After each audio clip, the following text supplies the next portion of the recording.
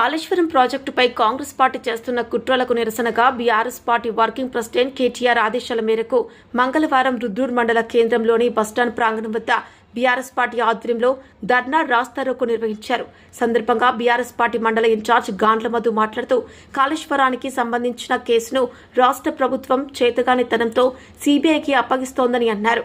అదేవిధంగా నిన్నటిదాకా సీబీఐ పైన వ్యతిరేకంగా మాట్లాడిన రేవంత్ రెడ్డి ఒక్క రోజులోనే మాట ఎందుకు మార్చాడని ఆయన తీవ్రంగా మండిపడ్డారు.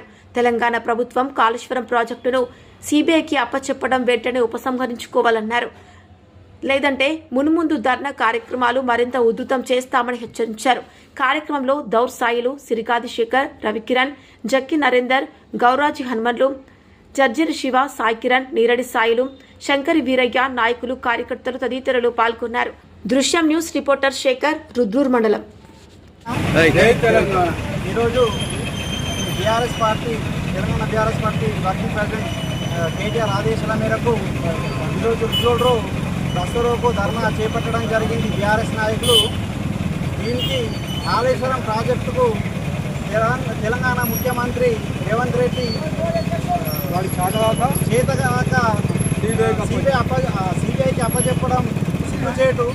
ఇలాంటి లక్ష కోట్లు దుర్వినియోగం చేసిన అనేసి ఒక పుకాలు తిట్టడం పార్టీకి కాంగ్రెస్ పార్టీకి ఇచ్చడమే తప్ప కేసీఆర్కి ఇచ్చడమే తప్ప పనులు చేతగాని ప్రభుత్వం చేసేదేమీ లేదు.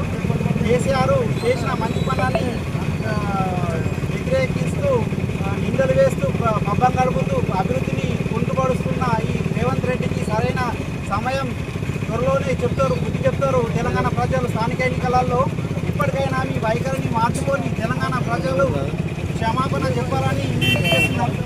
ఈ తెలంగాణ ప్రజలందరికీ తెలుసు, కాళేశ్వరం అనేది ఒక ప్రాజెక్టు, ఒక జీవనాడి. తెలంగాణ ప్రజలకు వ్యవసాయ రంగానికి కానీ, పారిశ్రామిక రంగానికి కానీ, త్రాగునీటికి కానీ అన్నిటికీ కాళేశ్వరం ప్రాజెక్టు అనేది ఒక జీవ నదిగా, ఒక జీవ ప్రాజెక్టుగా, ప్రపంచంలో ఒక గొప్ప ప్రాజెక్టుగా పేరు పొందించిన కేసీఆర్